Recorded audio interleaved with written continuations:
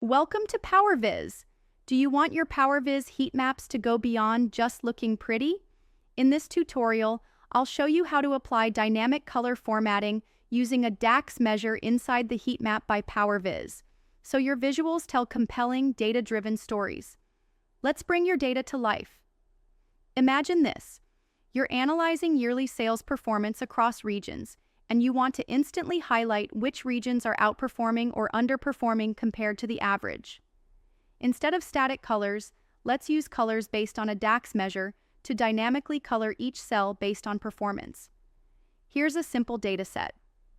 Regions on rows, year on columns, values are total sales.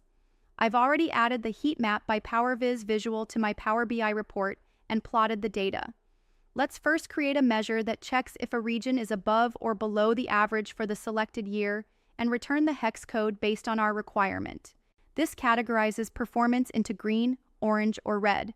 Now add the measure that we created into the color field section. Now go to the heat map visual settings, data colors. Choose by color field and click on Apply Instantly. Your heat map updates. High-performing regions stand out in green. Underperformers pop in red. Everyone else show as orange.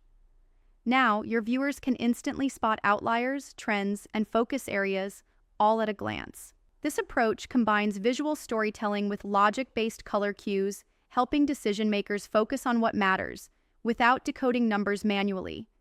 And the best part? You didn't write a single line of code inside the visual. It's all measure-driven. Want to try this out yourself? Download the heat map by PowerViz from AppSource or our website powerviz.ai. It's free to try.